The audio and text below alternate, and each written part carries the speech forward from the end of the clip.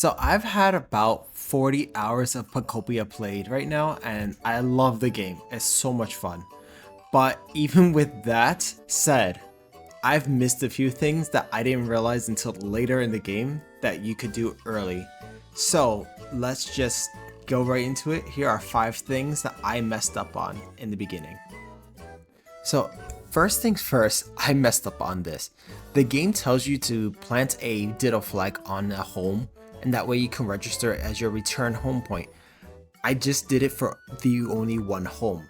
Initially, I had no idea that you can have multiple homes registered in the different zones that you'll get access to later in the game, but they also act as a fast travel point, so that when you go into a new area and you build a home, a den, the rocks, a lodge house, whichever, you're able to plant a ditto flag on top of it, and that gives you fast travel to those specific places. If you don't have it, a home built in those areas, and then you don't plant the ditto flag, it's going to transport you to a safe place, which can typically be the Pokemon Center. But for early access in a game, anytime you get into a new area, it's great if you build a home and then put the ditto flag there, so that way you can just travel back there without having to walk back and forth. I unfortunately walked back and forth each and every single time, so maybe that's why I have 40 hours already. But lesson learned, as they say. So it's just very good if you build a home and just dump a ditto flag on top of it. Just get it done with. That way you have access everywhere.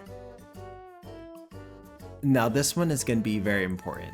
In every area that you go to, there's going to be a PC box that you have access to, which will then give you challenges. In the beginning of the game, I didn't really focus too much on these challenges, nor did I really worry about the environment level. I was just trying to build as much as I can to be able to get more Pokemon.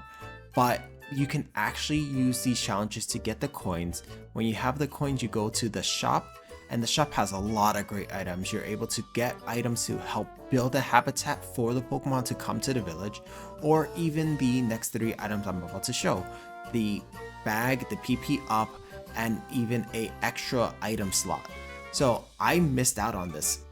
Later in the game, you'll be able to get multiple copies of these. I didn't do that in the beginning. Unfortunately, I was running around in the very beginning of the game with the bare minimum amount of item space that was given to me, so I just kept on going back and forth, just like with the return home, and just buying boxes to then put all the items in. So I didn't realize how useful this is, because like later on you'll be able to get more slots, more pages, and you're just able to carry much more items. So it's helped my building and also my habitat building later in the game. But if I did this sooner, I would have an easier time.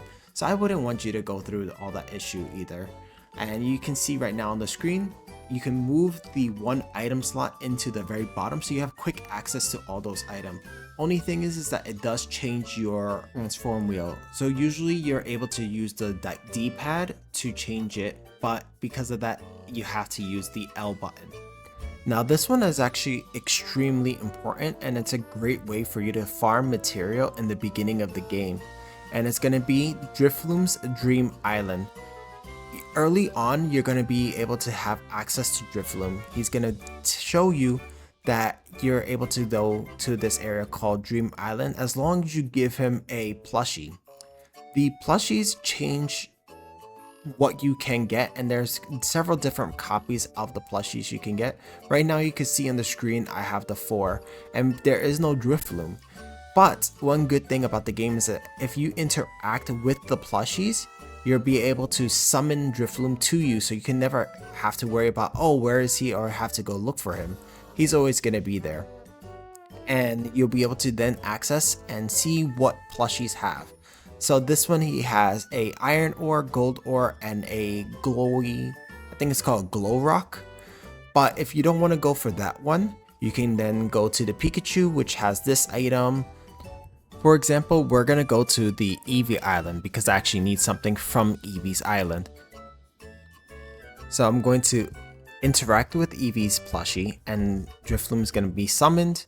We're going to then fly off into the Dream Island, where then we're going to go farm what we need.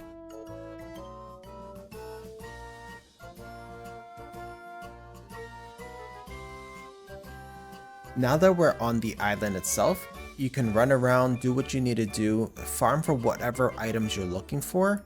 And a great thing is that the Dream Island resets itself whenever you leave.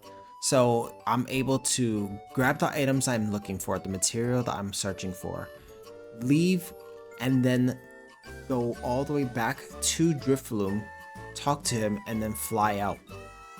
And when I'm done with the island, then I go back to him again and be like, hey, I need to go back to Eevee's island. And the items, the material I was looking for resets. So I can keep farming over and over again whatever material I was looking for. So pretty much after all of that was done, I decided to keep searching for more things to see what else I could find in the Dream Island.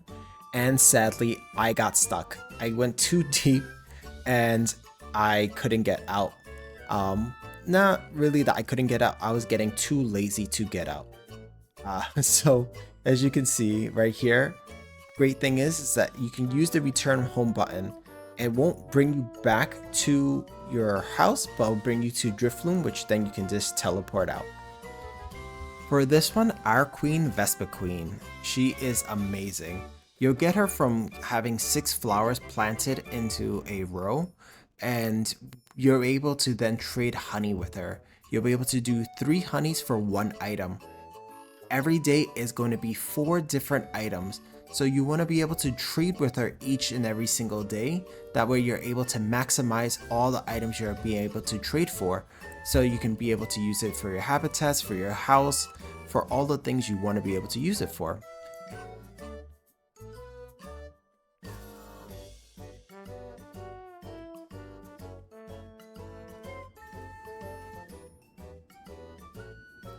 Unfortunately, another thing that I waited until towards the end of the game to do, and it's going to be cooking.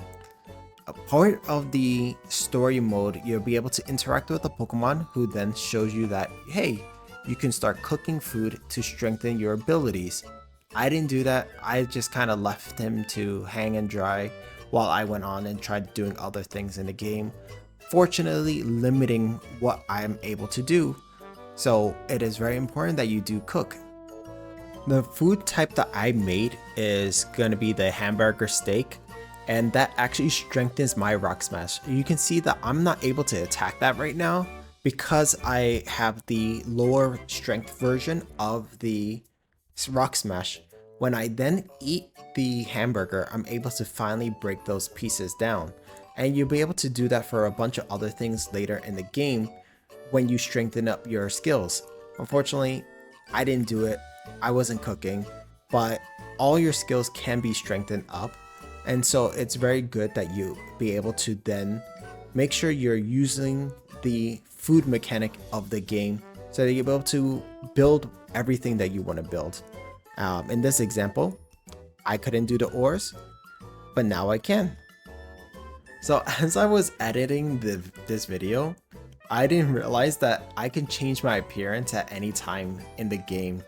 I was watching a friend's video, and in that video he showed that you can purchase a mirror from the shop to be able to then change your appearance. I went through a whole game just assuming that, hey, whatever, I change outfits, it's a new outfit, that's fine by me. I didn't realize that I could actually change it at my own time.